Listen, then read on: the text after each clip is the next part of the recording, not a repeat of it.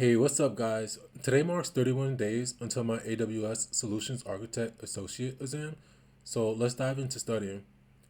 My study strategy is straightforward. I'm using the AWS exam guide, which I've linked in the description below if you want to check it out. The goal of the exam is to design solutions that incorporate AWS services to meet both current business requirements and future business needs. Design architectures that are secure, resilient, high-performing, and cost-optimized. And lastly, review existing solutions and find improvements. A quick tip on the question style. There are two types of questions: multiple choice, where you pick one answer, and multiple response, where you select all the answers that apply. Using process of elimination is key here. For example, if the question is about storage, we can ignore the compute services like EC2, which helps us narrow down the options and focus on which storage option best fits the question. On the exam, we'll have 50 scored questions and 15 unscored questions. The unscored ones are potential future test questions, but we won't know which ones are unscored or scored, so we'll treat each one like it counts. When I took the AWS Cloud Practitioner, I received my pass or fail results immediately. But for the Solutions Architect, there's a bit of a wait. It could be a few hours or it could be a few days. As we can see on the graph, the domains are pretty evenly weighted, though security takes a slightly larger portion, which makes sense because we want to make sure that our data is protected. So the security portion is 30%, resilient architectures is 26%, high-performing architectures is 24%, and cost optimizing is 20%. I'll be creating a video for each task statement within these 4 domains, so you can expect in-depth coverage of each topic along with hands-on practice for the relevant AWS services. Before we dive into the domains, let's take a look at the AWS Well-Architected Framework, which is foundational to AWS design principles. To give you a better idea of what the Well-Architected Framework looks like, here are the 6 main pillars that the framework is built around. So the first one is security, and then there's cost optimization, performance efficiency, sustainability, reliability, and operational excellence. And these pillars are more than just buzzwords. Each one focuses on a specific component that contributes to a well-architected cloud setup. By following these best practices, you can architect for high availability, plan for business continuity, and so on. Okay, so firstly, the security pillar focuses on protecting your data, systems, and assets. This includes confidentiality of data, identity and access management, as well as establishing controls to detect security threats. The next pillar is cost optimization. This is all about avoiding unnecessary cost. It's about using the right types of resources for your workloads and making cost-effective decisions over the long term. Performance efficiency is all about using compute resources efficiently to meet system requirements and maintaining that efficiency as demand changes and technologies evolve. And the sustainability pillar focuses on minimizing environmental impact whilst running cloud workloads. Now let's zoom into the remaining 2 pillars, operational excellence and reliability. These 2 pillars are very important because they provide you with architectural best practices and guidance to improve the resilience of your workloads. So starting with the operational excellence pillar, this is about running and monitoring systems to deliver business value and continuity. The goal here is not only to have a system that's efficient and reliable, but also one that improves over time. Here are the design principles for the operational excellence pillar. The first one is perform operations as code. So what does this mean? Think of your entire workload as you would a piece of software. By turning your operations into scripts and automating them, we can reduce mistakes that come with human error and create predictable responses whenever certain events occur. The second one is to make frequent, small, reversible changes. For this one, the aim is to make changes in small steps that can be undone if needed. This approach helps deal with issues quickly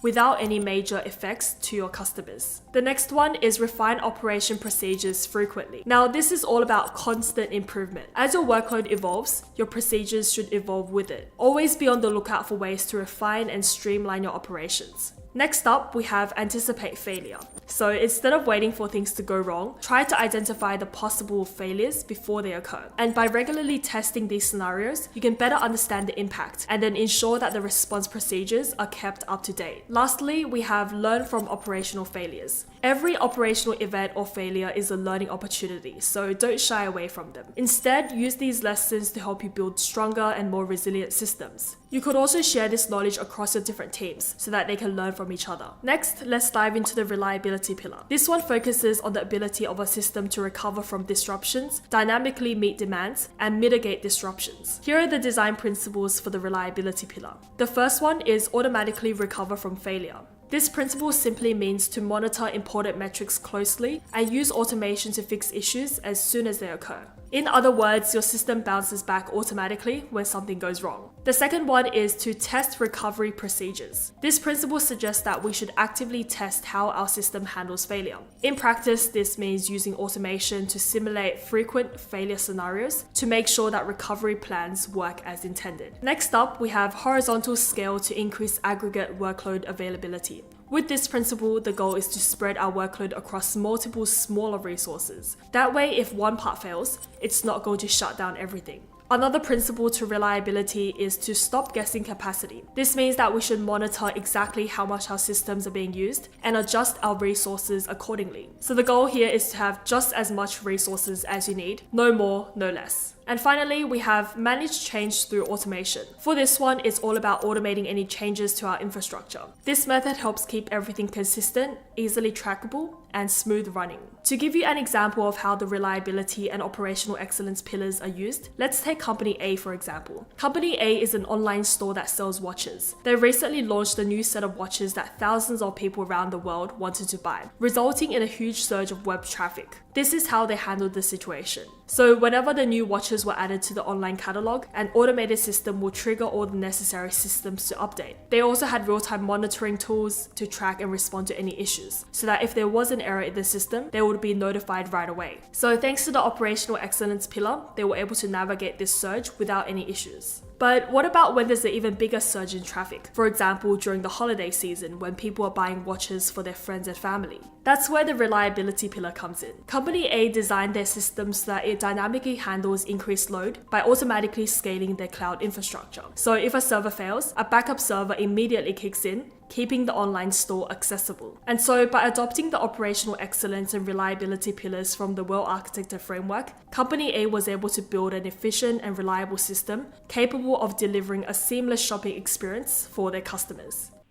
So to recap, the AWS Well-Architected Framework consists of 6 pillars: operational excellence, the ability to maintain, monitor systems, which includes making small and reversible changes, predicting disruptions, performing code tasks, and maintaining documentation. Security, protect systems and data at all levels, covering data in transit and at rest, and enforces security best practices automatically whenever possible. Reliability, minimizes disruptions, boosts availability, and automatically recovers from failures, ensuring systems run consistently. Performance efficiency, maximizes resource use and adapts computing resources to meet demand efficiently. Cost optimization ensures that cloud resources are used at the lowest price points by analyzing costs, using managed services, and paying only for what you use.